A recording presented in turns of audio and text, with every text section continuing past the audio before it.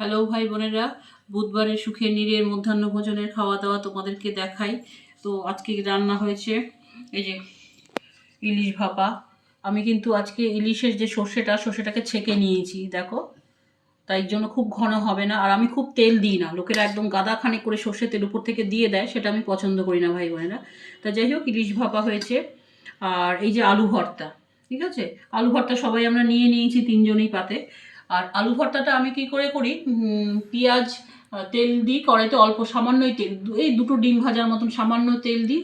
তাতেই পেঁয়াজ কুচি, লঙ্কা কুচি দিয়ে, কেউ যদি পছন্দ করে একটা রসুনও কুচি দিয়ে দেবে। এবার তাতেই নুন হলুদ দিয়ে ওই পেঁয়াজটাকে নেড়ে নেবে, তারপর আলু ভাতাটাকে খাওয়ার সময় মেখে নেবে। আর কোনো তেল ব্যবহার করবে না, আর কোনো কাঁচা তেল ব্যবহার করবে না। ওই পেঁয়াজ ভাজার তেল, সামান্য তেল দেবে। পেঁয়াজ ভাজতে গেলে ওই একটা ডিমের মতনই পেঁয়াজ ভাজার মতন তেল দেবে, লাগে না বেশি। আর কিছু না। আর এই যে মিষ্টি দই আছে ভাই বোনেরা, আর কিছু না। ডিম হবে, ওবেলা ডিম রান্না করবে, এবেলা আর না। আর এটা একটা বাসি খাবার, এটা আলু ভাজা আর আলু পেঁয়াজ আর ক্যাপসিকাম ভাজা।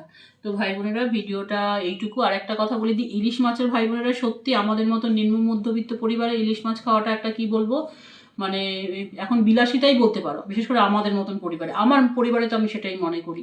আমরা তাই ঠিক করেছি যে, আর এই ছেলে বলেছে মা আর ইলিশ মাছ আনবে না, এত দাম নেয় ভাই বোনের। একটা ছোট্ট ইলিশ মাছ এনেছে 700 টাকা, 1000 টাকা কিলো, 700 গ্রামের মাছ 700 টাকা, মাত্র 60 টুকরো হয়েছে। মানে এটা আমি কিছু বলছি না, এটা আমি এই কারণে বলছি যে এরপর থেকে ঠিক করেছি আমরা পাঁঠার মাংস খাবো। এর থেকে পাঁঠার মাংস খাওয়া অনেক অনেক বেটার, কারণ পাঁঠার মাংসের ঝোল খেলে ভাত, মানে ভাত খেতে আলাদাই টেস্ট। তো আমরা ঠিক করেছি এবার, তাই যে না, ওর বাবাও বলেছে না এই মাসে আর ইলিশ মাছ আর না, এবার আনলে পাঁঠার মাংস, একমাত্র রান্না পুজোর সময় দেখা যাবে। তো যাই হোক ভাই বোনেরা, আজকের মতন ভিডিওটা এইটুকু। তোমরা ভালো থাকবে, সাবধান থাকবে, আর অবশ্যই একটা লাইক চিহ্ন দিয়ে আর সাবস্ক্রাইব করে আমাকে এগোতে সাহায্য করবে।